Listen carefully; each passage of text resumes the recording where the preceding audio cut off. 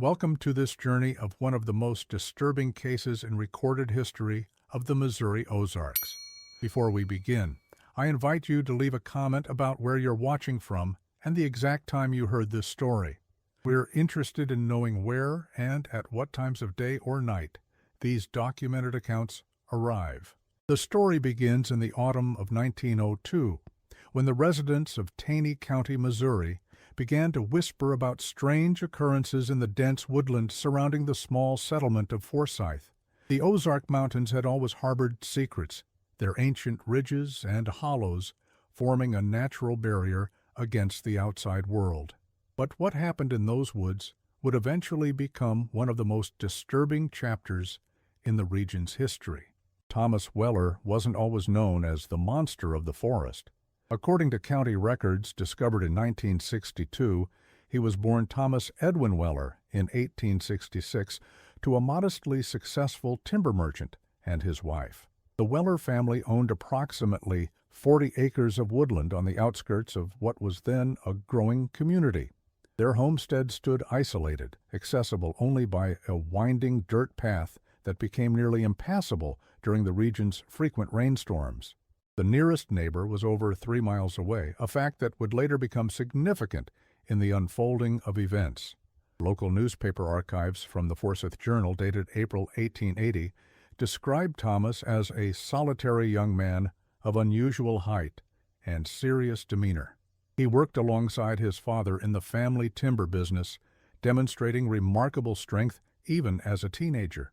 A former school teacher interviewed in 1952 for a regional historical society publication recalled that young Thomas rarely spoke and avoided gatherings in town. There was nothing outwardly alarming about the boy, the teacher stated, but something in his eyes made folks uneasy. He watched people too closely, as if studying their behaviors rather than participating in them. The Weller household was a place of rigid routines and somber silence. Thomas's father, Edwin Weller, maintained strict control over the family's activities. Neighbors reported hearing his booming voice echoing through the trees on still evenings, though the words were never quite discernible. His mother, Sarah, was rarely seen in town after 1885. When questioned, Edwin would simply state that his wife suffered from nervous exhaustion and preferred the quiet of their home. The isolation that defined the Weller family seemed perfectly normal for the time and place. The Ozarks had always attracted those seeking solitude, those wishing to live by their own rules, away from society's prying eyes. But what happened within the walls of that remote cabin would later challenge even the most hardened investigators' understanding of human nature. The year 1887 marked a turning point in the Weller family history. According to land records filed with the county clerk, Edwin Weller began selling off parcels of the family property. What prompted these sales remains unclear, but local gossip suggested financial difficulties. A ledger from the mercantile store in Forsyth shows the Weller account falling into arrears during this period. Edwin's visits to town became increasingly rare, and when he did appear, witnesses described him as haggard and withdrawn. Thomas, now a young man of 21, began to assume more responsibilities in the family business. He would arrive alone in Forsyth to sell timber or purchase supplies, his wagon piled high with freshly cut oak and walnut. His interactions with townspeople were minimal and purely transactional. Dr. Samuel Hargrove, the town physician, noted in his personal journal that Thomas appeared malnourished and excessively fatigued, with unexplained scarring on his hands and forearms. When questioned about his injuries, Thomas reportedly mumbled something about accidents with the saw before abruptly ending the conversation. By the spring of 1888, rumors began to circulate about strange noises coming from the woods surrounding the Weller property. Hunters reported hearing what they described as unearthly wailing deep in the forest after sunset. Others claimed to have glimpsed Thomas moving through the trees at odd hours, carrying unidentifiable bundles. The local sheriff, James Thornton, dismissed these accounts as exaggerations fueled by too much whiskey and the natural human tendency to fear the unknown. The Weller family's seclusion deepened. Edwin ceased coming to town altogether. Supply runs were handled exclusively by Thomas, who now spoke only when absolutely necessary. His appearance deteriorated noticeably. His clothing was often tattered, his hair unkempt, and according to multiple accounts, he emitted a strong, unpleasant odor that prompted storekeepers to serve him quickly and outdoors whenever possible. In October 1889, a traveling salesman named Martin Graves ventured into the forest near the Weller property, hoping to take a shortcut to the neighboring town of Hollister. He never arrived at his destination. When questioned by Sheriff Thornton, Thomas claimed to have seen the man briefly on the main trail, but insisted he had continued on his way without incident. A search party combed the woods for 3 days, but found no trace of Graves. With winter approaching and resources limited, the search was eventually abandoned. The disappearance was attributed to the hazardous terrain and the presence of bears and other predators in the area. Life in Forsyth continued, and the incident gradually faded from public concern. Thomas maintained his solitary existence, appearing in town only when necessary for supplies. His behavior, while eccentric, seemed harmless enough. The community had grown accustomed to his peculiarities, and in the isolated Ozark Mountains, odd behaviors were often tolerated as long as they didn't disrupt the delicate social fabric of the region. Then came the spring of 1894, a season that would forever alter the course of Thomas Weller's life and the collective memory of Taney County. On April 12th, a severe storm swept through the region, uprooting trees and flooding the low-lying areas. In the aftermath, 2 hunters from Springfield who had sought shelter in an abandoned mining shed reported a disturbing discovery. Near a creek bed approximately 1 mile from the Weller property, they had found what appeared to be human bones scattered among the storm debris. Sheriff Thornton, accompanied by Dr. Hargrove, investigated the site. According to the doctor's notes preserved in the County Historical Society, they recovered portions of what appeared to be at least 3 adult human skeletons.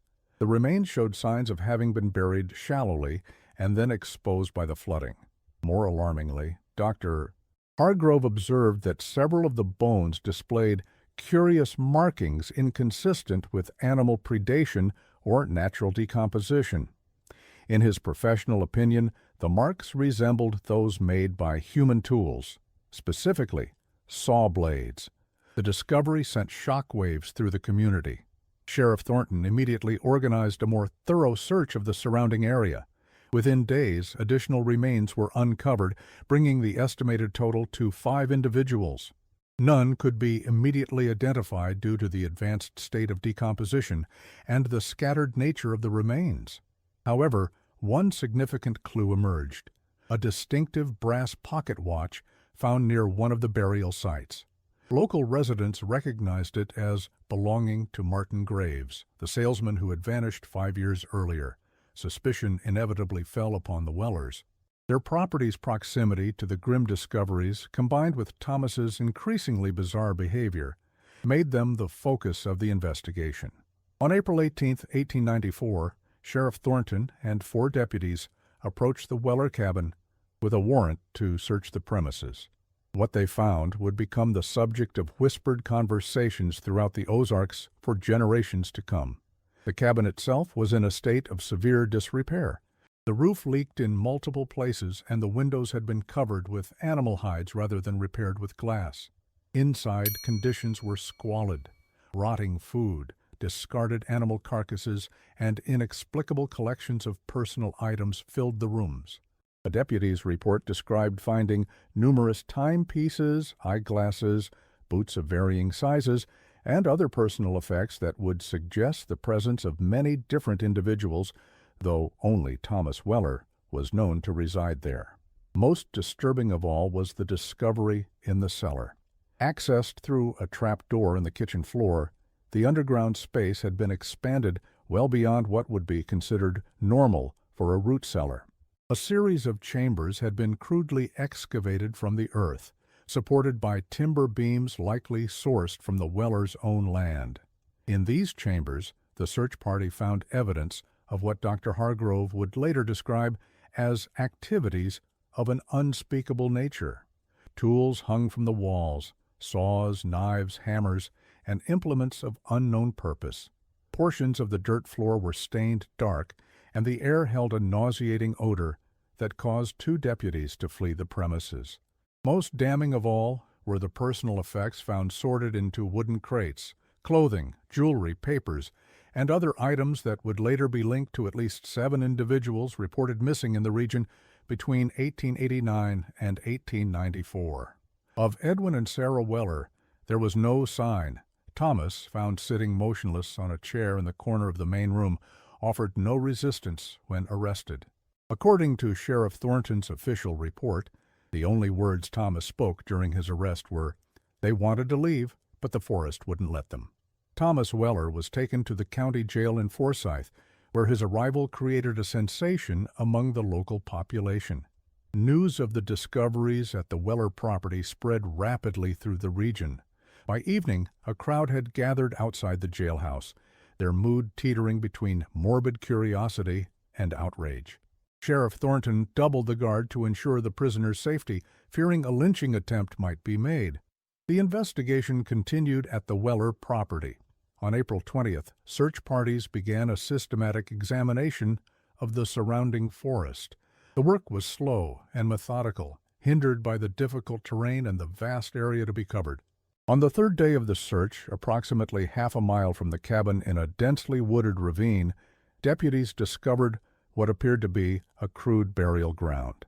Shallow graves, many disturbed by animal activity, contained the partial remains of what forensic examination would later estimate to be at least 12 individuals. Dr. Hargrove, assisted by a colleague from Springfield, conducted examinations of the remains. Their findings, documented in a report that remained sealed in county records until 1953, detailed evidence of systematic dismemberment, with many bodies showing signs of having been methodically separated at the joints. More disturbing were indications that some victims had been subjected to crude surgical procedures while still alive. The report concluded with Dr. Hargrove's personal observation: "In my 30 years of medical practice, I have never encountered evidence of such calculated cruelty inflicted upon human beings." As the investigation progressed, attention turned to the question of Edwin and Sarah Weller's whereabouts. No trace of them had been found among the remains recovered thus far. Thomas, now held in isolation in the county jail, refused to provide any information regarding his parents.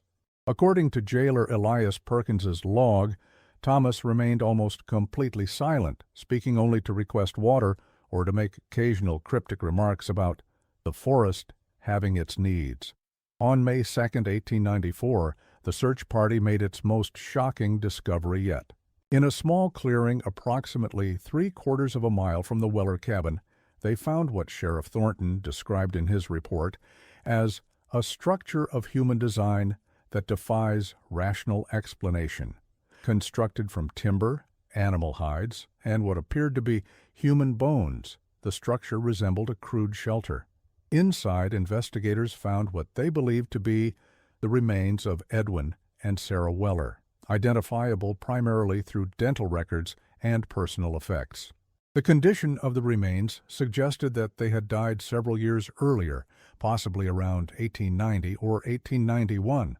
The manner of their deaths could not be determined with certainty due to the advanced state of decomposition.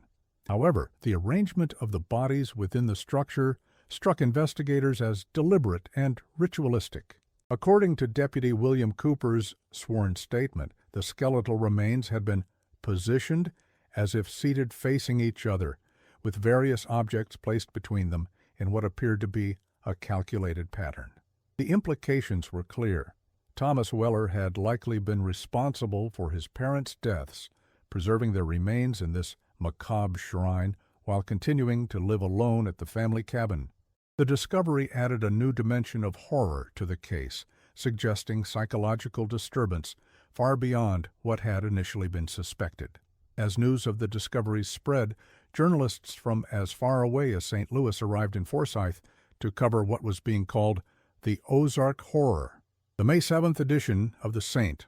Louis Post-Dispatch featured a front-page article titled "Monster of the Forest, Reign of Terror in the Ozark Wilderness," complete with sensationalized illustrations depicting Thomas Weller as a wild-eyed, bestial figure lurking among the trees. The article described him as a degenerate product of isolation and inbreeding common to the remote mountain regions, a characterization that offended many local residents despite their horror at the crimes. The legal proceedings against Thomas Weller began on June 12, 1894. Due to the extensive publicity the case had received and concerns about securing an impartial jury in Taney County, the trial was moved to Springfield. Thomas was charged with 7 counts of murder, the victims being those who could be positively identified through personal effects found at the crime scenes. The prosecution, led by District Attorney Howard Lancaster, sought the death penalty. Thomas's court-appointed defense attorney, James Rutledge, faced an almost impossible task. The evidence against his client was overwhelming, and public sentiment was universally hostile. Rutledge chose to pursue an insanity defense, arguing that years of isolation and possible abuse had rendered Thomas incapable of distinguishing right from wrong. He called several expert witnesses, including Dr. Philip Grayson from the Missouri State Hospital for the Insane, who testified that Thomas exhibited symptoms consistent with moral insanity, a diagnosis then used to describe individuals who understood the nature of their actions but lacked the moral capacity to recognize their wrongness. Throughout the proceedings, Thomas remained largely unresponsive. He sat motionless at the defense table, his gaze fixed on some middle distance. He declined to testify in his own defense. The only significant reaction he displayed occurred during the testimony of Dr. Hargrove, when the physician was describing the shrine containing the elder Weller's remains. According to court records, Thomas suddenly became animated, repeatedly muttering, "They hear the trees talking too now." The trial lasted just 4 days. On June 16th, after deliberating for less than 2 hours, the jury returned a verdict of guilty on all counts. Judge Clarence Morley sentenced Thomas Weller to death by hanging, to be carried out within 30 days. The condemned man showed no visible reaction to the verdict or sentence. In the weeks following the trial, public fascination with the case intensified. The Springfield Republican published a series of articles attempting to construct a psychological profile of Thomas Weller, drawing on interviews with former neighbors and acquaintances.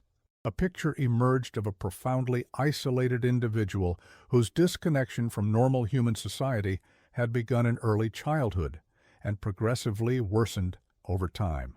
Several interviewees recalled incidents from Thomas's youth that, in retrospect, might have indicated developing pathology, his collection of dead animals, his apparent lack of empathy, his fascination with anatomy and dissection. As the date of execution approached, Thomas's mental state deteriorated further. Jailer Perkins reported that he had begun to converse with invisible entities, apparently believing he was still in the forest.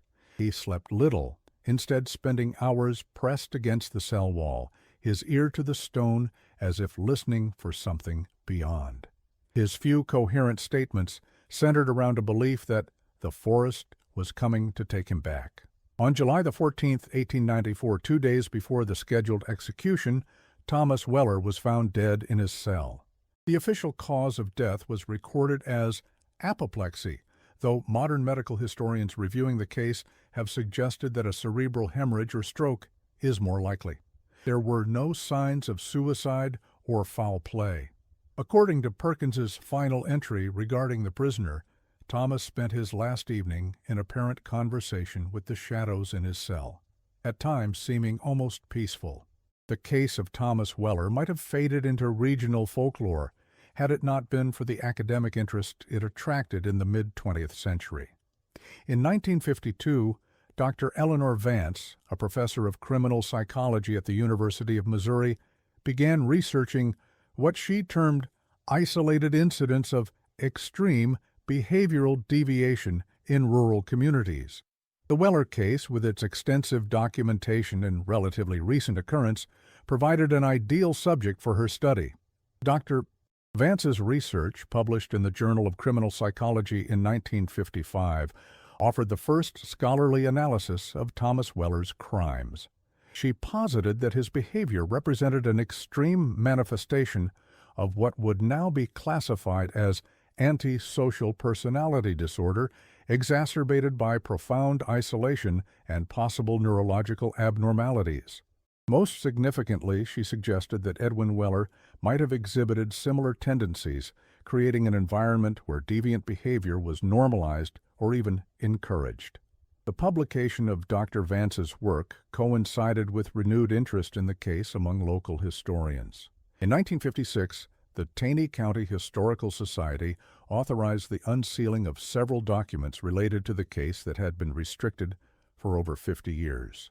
Among these was a journal believed to have belonged to Thomas Weller, discovered during the search of the cabin, but considered too disturbing for public disclosure at the time of the trial. The journal, written in a nearly illegible scrawl, contained entries spanning approximately 3 years from 1891 to 1894. Its contents provided disturbing insights into Thomas's deteriorating mental state and his relationship with his parents. Early entries suggested that Edwin Weller had indeed engaged in aberrant behavior, possibly including violence against travelers who ventured near their property. Thomas wrote of father's special work and lessons in understanding what lies beneath the skin. Later entries became increasingly incoherent, filled with references to voices in the trees and the forest hunger. Thomas appeared to believe that the forest itself was a sentient entity that demanded sacrifices. After what seemed to be the deaths of his parents, described ambiguously as them joining with the roots, Thomas wrote of continuing the necessary work, alone, guided by instructions he believed were coming from the trees themselves. Dr. Vance's analysis of the journal, published as a supplement to her original study, suggested that Thomas had developed a complex delusional system centered around animistic beliefs about the forest. In her assessment, the crude shrine containing his parents' remains represented an attempt to facilitate their communication with the entity he believed inhabited the woods. The subsequent murders might have been motivated by a desire to provide additional vessels for this communication or as sacrifices to appease the entity. The unsealing of these documents prompted a brief resurgence of public interest in the case.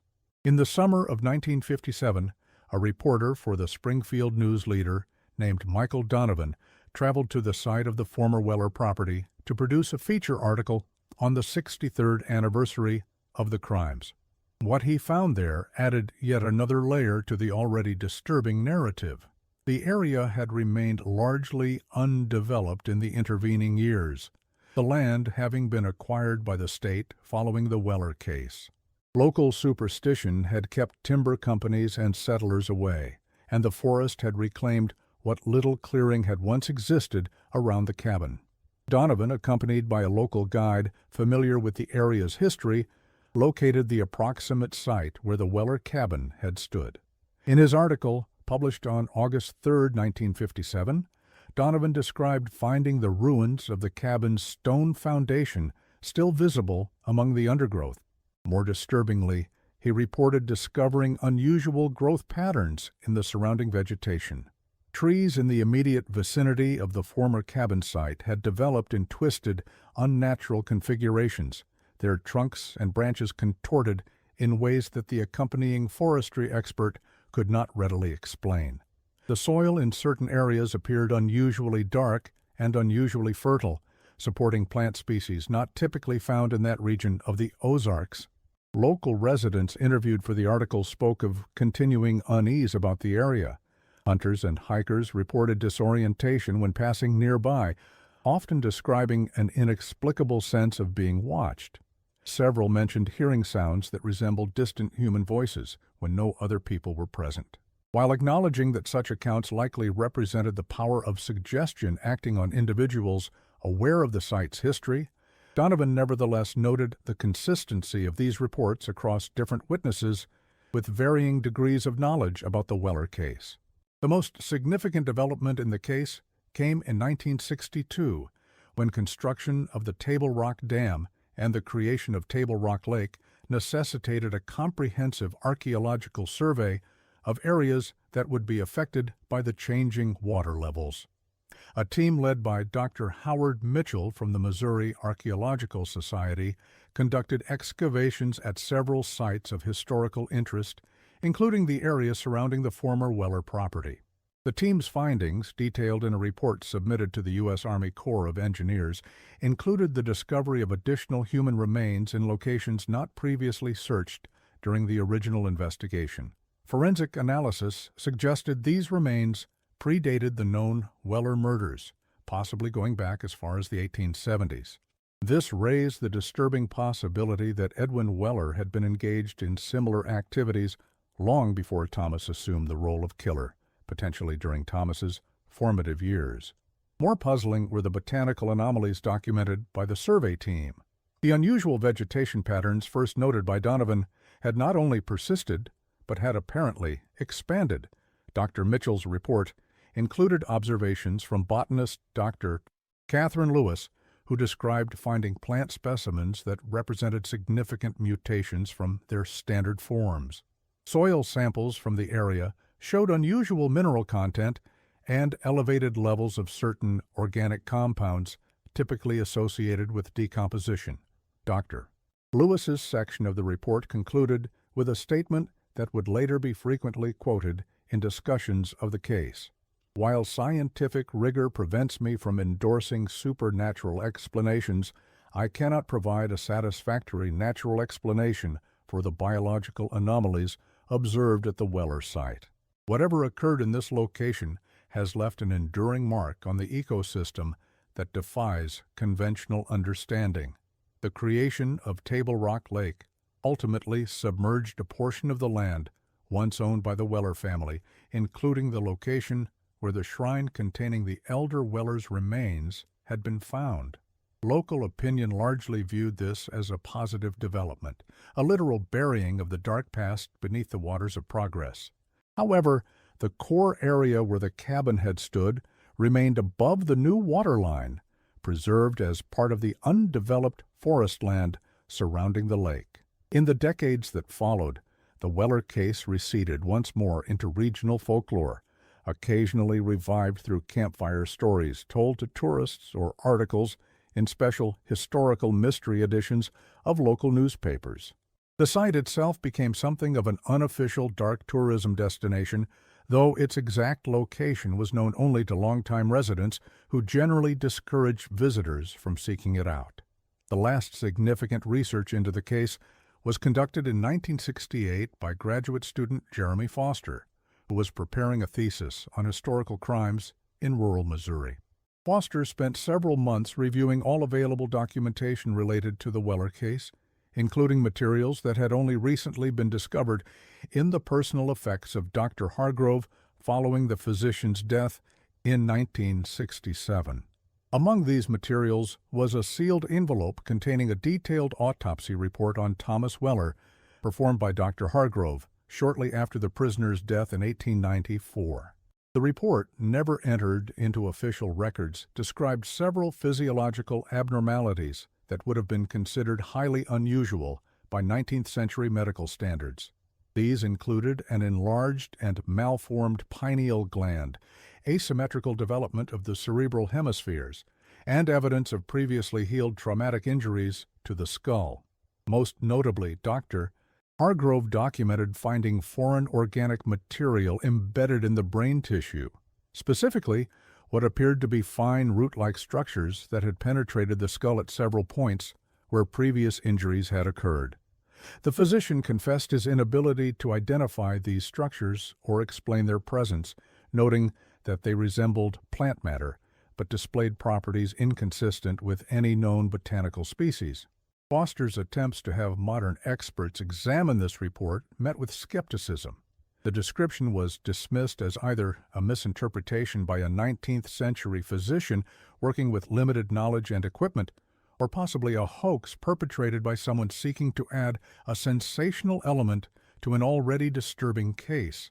Without the original specimens which had been buried with Weller's body in an unmarked grave, no verification was possible. Foster's thesis, completed in 1969, represents the most comprehensive academic treatment of the Weller case to date. In his conclusion, he acknowledged the impossibility of fully understanding what had occurred in that isolated corner of the Ozarks. While accepting the factual evidence of Thomas Weller's crimes, he suggested that the full context, the relationship between Thomas and his father, the possible intergenerational nature of the violence, and the strange environmental factors noted by multiple observers over the years, presented a complex picture that resisted simple categorization. In the case of Thomas Weller, Foster wrote, we are confronted with the limits of retrospective analysis. The available evidence suggests a convergence of factors, biological predisposition, environmental influence, and psychological trauma that created a perfect storm of pathology.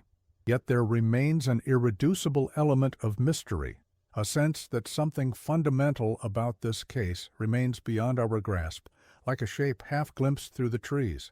But the story doesn't end there. What makes the case of Thomas Weller particularly compelling is the way it has continued to evolve in the decades since Foster completed his research. While no further academic studies have been conducted, the case has periodically resurfaced in various contexts, each adding new layers to an already complex narrative. In 1978, local author Raymond Blackburn published Shadows in the Ozarks, a collection of regional folklore and historical mysteries. His chapter on the Weller case included previously undocumented oral histories collected from elderly residents of Taney County, some of whom claimed familial connections to individuals peripherally involved in the original investigation.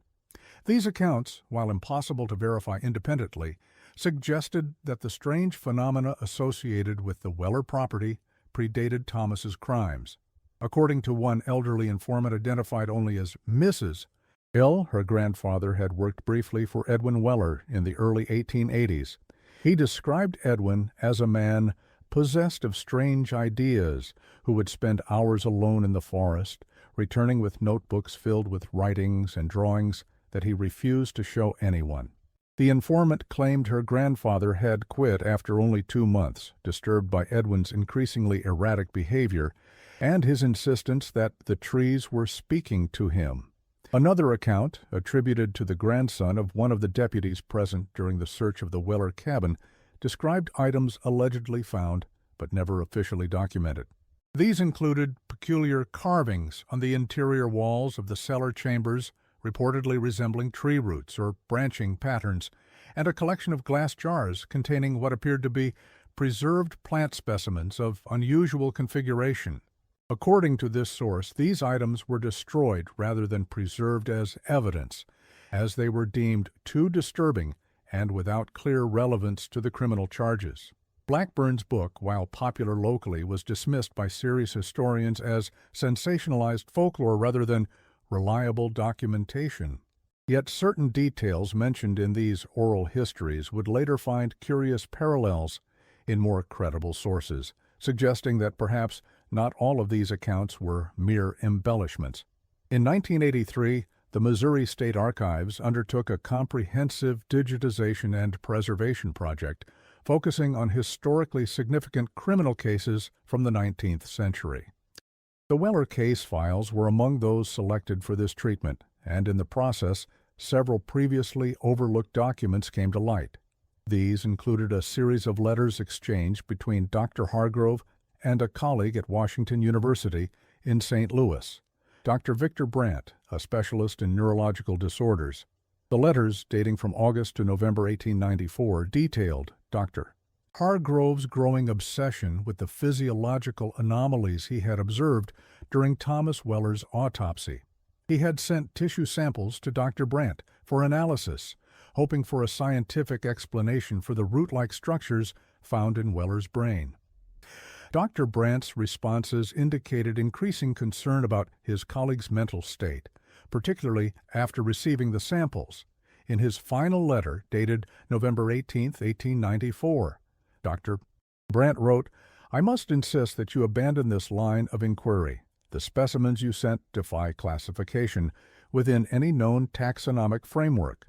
More troubling is their apparent response to certain stimuli even after separation from the host organism, a property that should be biologically impossible. I have destroyed the samples as I believe continued study presents risks I am unwilling to assume. I strongly advise you to do the same with any remaining material." Dr. Hargrove's response, if there was one, has not been preserved. Historical records show that he continued to practice medicine in Forsyth until his retirement in 1912, though colleagues noted a marked change in his personality following the Weller case. He became increasingly reclusive, devoted to private research that he refused to discuss. After his death, his personal papers were found to contain extensive notes on local plant species and their potential neurological effects, as well as journals documenting experiments that modern medical ethicists would consider highly questionable. The rediscovery of this correspondence sparked renewed interest in the case among a small circle of academics specializing in historical criminology and abnormal psychology. Dr. Rachel Morrison, a neuropsychiatrist from Johns Hopkins University, published a paper in 1985 titled "Environmental Factors in Isolated Cases of Extreme Behavioral Aberration," which used the Weller case as one of its primary examples. She proposed that certain geographical locations might harbor environmental factors, perhaps naturally occurring compounds in the soil or water, or endemic fungi or plants with psychoactive properties, that could trigger or exacerbate latent psychiatric conditions. Morrison's paper was controversial but influential, inspiring a small expedition to the former Weller property in the summer of 1986. Led by botanist Dr. Alan Sumner and including Dr. Morrison and 2 graduate students, the team spent 3 weeks conducting environmental sampling and analysis at the site and surrounding areas. Their findings, published in the Journal of Environmental Toxicology in 1987, identified several anomalies in the local ecosystem. Soil samples from the immediate vicinity of the former cabin site showed elevated levels of ergot alkaloids, compounds known to cause hallucinations and psychosis when ingested. More puzzling was the discovery of a previously undocumented fungal species growing symbiotically with certain trees in the area. Laboratory analysis revealed that this fungus produced compounds structurally similar to known psychedelics, but with molecular configurations that suggested potentially novel neurological effects. Dr. Sumner hypothesized that the Wellers, living in isolation and likely consuming local water and produce, might have been chronically exposed to these compounds, potentially explaining some aspects of their reported behaviors. He noted that the concentration of these substances appeared to have a distinct epicenter corresponding almost exactly to the location of the shrine where the elder Weller's remains had been found, with levels decreasing proportionally with distance from this point. The team's research attracted attention from unexpected quarters. In early 1988, Dr. Sumner reported being contacted by representatives of a pharmaceutical company expressing interest in the novel compounds identified at the Weller site. Shortly thereafter, the team's research permit was unexpectedly revoked by local authorities, citing concerns about unauthorized removal of plant specimens from protected land. Despite appeals, they were unable to continue their work, and Dr. Sumner later complained of difficulty securing funding for related research projects. The Weller case took perhaps its strangest turn in the autumn of 1992, when a series of unexplained incidents occurred in the vicinity of the former property. 3 hikers reported becoming disoriented while exploring the area, experiencing what they described as auditory and visual hallucinations before being found wandering along the lakeshore, unable to account for several hours of missing time. Local emergency services recorded an unusually high number of calls regarding lost or disoriented individuals in the area during September and October of that year. Most notably, on October 17, 1992, Park Ranger David Keller disappeared while investigating reports of unauthorized camping near the site. His vehicle was found parked at a trailhead approximately 2 miles from the former Weller property, with his equipment suggesting he had intended only a short patrol. Despite an extensive search involving multiple agencies and lasting nearly 2 weeks, no trace of Keller was found.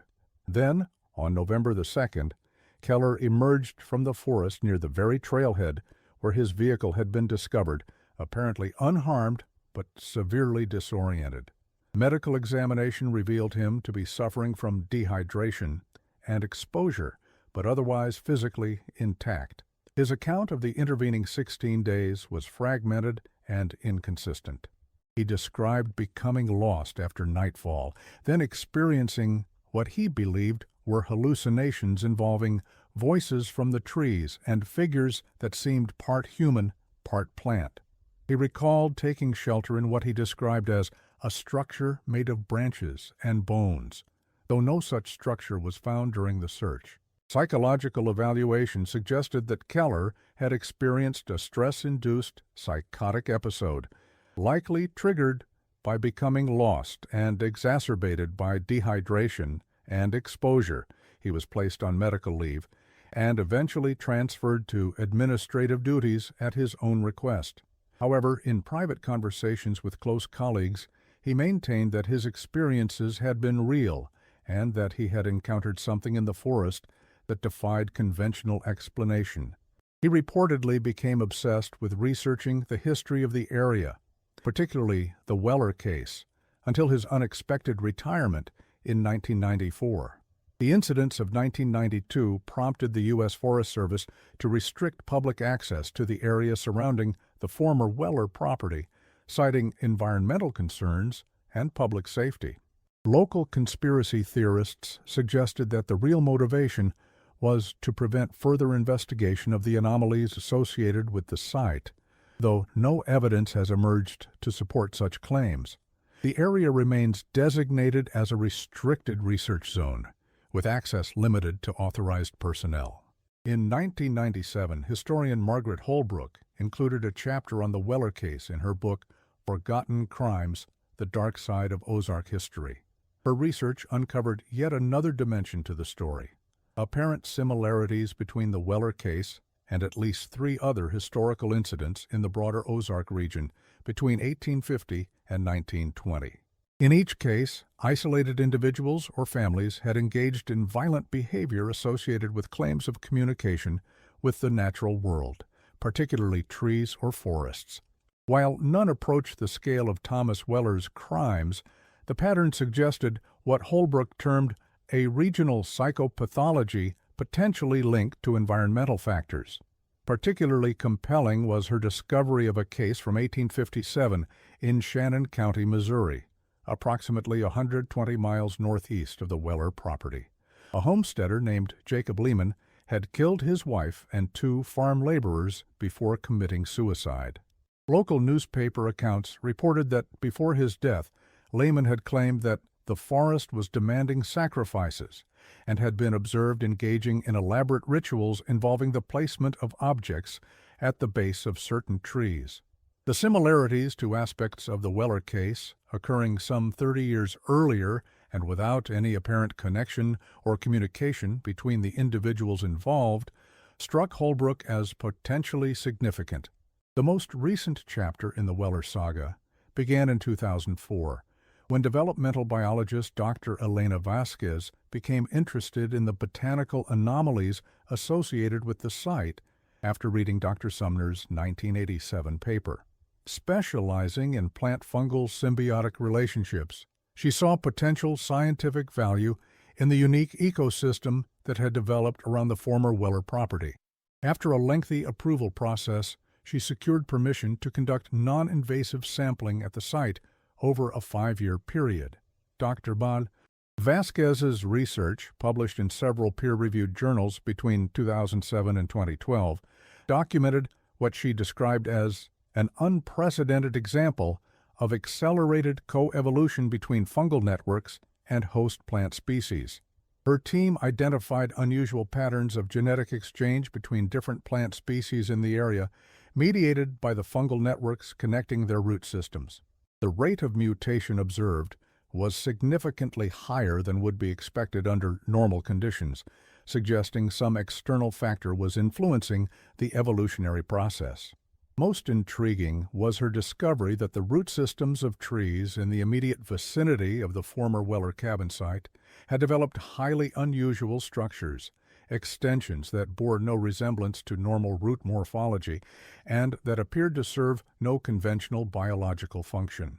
Laboratory analysis of these structures revealed cellular organizations more complex than typical plant tissue, with features that Dr. Vasquez compared to primitive neural networks. When tissue samples from these anomalous root structures were exposed to electrical stimulation in laboratory settings, they exhibited response patterns suggestive of signal transmission, a property not typically associated with plant tissue. Dr. Vasquez hypothesized that the unusual fungal-plant relationships in the area had facilitated the development of a rudimentary form of communication network among the plant life, potentially allowing for the exchange of information or resources in ways not previously documented in botanical research. The implications of Dr. Vasquez's findings for the Weller case were not lost on those familiar with the historical record. The references in Thomas Weller's journal to voices from the trees and the root-like structures found in his brain during autopsy seem to find a potential scientific context, if not a complete explanation, in these discoveries. Could Thomas and his father have somehow become integrated into this unusual biological network, either through exposure to compounds produced by the fungi or through some more direct physical means? The question remains unanswered, but the possibility adds yet another layer of complexity to an already perplexing case. Dr. Vasquez's research was abruptly discontinued in 2012, when funding was withdrawn following a change in departmental priorities at her institution. In her final publication on the subject, she noted that much about the Weller site ecosystem remained to be understood and expressed hope that future researchers would continue the investigation. To date, no further formal studies have been conducted, though rumors persist of unofficial visits by researchers working outside institutional frameworks. The last documented development in the Weller case occurred in 2015, when severe flooding affected parts of Taney County, including areas near Table Rock Lake.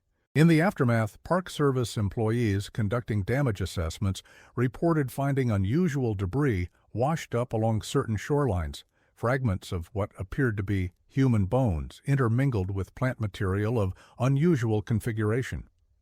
Analysis confirmed the human remains to be of considerable age, consistent with the late 19th century, but DNA testing was inconclusive due to the condition of the samples. More puzzling were the plant specimens found alongside the bones. Botanical experts consulted by the Park Service identified them as remnants of root structures, but noted significant abnormalities in their cellular organization. Particularly disturbing was the observation that some of the plant material appeared to have grown into and through the bone fragments in patterns that suggested deliberate rather than random penetration. The specimens were cataloged and preserved but have not been made available for independent study, and the Park Service has declined to comment further on their significance or origin. Today, the story of Thomas Weller, the monster of the forest, exists in an uneasy space between documented history and regional legend. The basic facts of the case, the murders, the trial, the discoveries made at the Weller property, are matters of historical record, verified through multiple primary sources. Yet around these facts has grown a penumbra of folklore embellished through decades of retelling. Local guides offering tours of the Ozarks' darker history sometimes include the Weller story in their repertoire, often emphasizing the more sensational elements while minimizing the human tragedy involved. Amateur paranormal investigators occasionally venture into the general vicinity of the former Weller property, hoping to document unusual phenomena. Conservation officers responsible for the area report periodically finding evidence of trespassing, including items apparently left as offerings or tributes near what is believed to be the cabin site. The land itself has changed significantly since Thomas Weller's time. The creation of Table Rock Lake altered the geography, and decades of forest management have transformed the woodland. Yet those familiar with the area's history report that the location retains a distinctive atmosphere, a quality of silence different from that found elsewhere in the forest. The contorted trees noted by earlier observers still stand, now mature and even more dramatically twisted than when first documented. What ultimately drove Thomas Weller to commit his crimes remains a subject of speculation. Modern clinicians reviewing the historical evidence have suggested diagnoses ranging from schizophrenia to traumatic brain injury to the effects of environmental toxins. Some researchers have pointed to the isolated nature of Ozark communities in the 19th century, noting that the combination of genetic factors, limited outside contact, and harsh living conditions could create environments where extreme behavioral deviations might develop and persist unrecognized. Perhaps most unsettling is the question of whether the Weller case represented an isolated incident or merely the most extensively documented example of a phenomenon that may have occurred elsewhere in the vast isolated regions of the Ozarks. Historical records from the period are incomplete, and many disappearances would have gone uninvestigated or unresolved, particularly those involving travelers passing through the area without local connections. The case reminds us of the thin veneer of civilization that separates us from our most primal instincts, and the fragility of the human mind when removed from the stabilizing influence of community. It speaks to our enduring fascination with those who step beyond the boundaries of acceptable behavior and our need to make sense of acts that seem to defy rational explanation. As with many historical crimes, the passage of time has created a distance that allows us to contemplate the Weller case with a clinical detachment that would have been impossible for those directly affected by the events. Yet even now, more than a century later, something about this particular story continues to resonate, to unsettle, to resist comfortable categorization.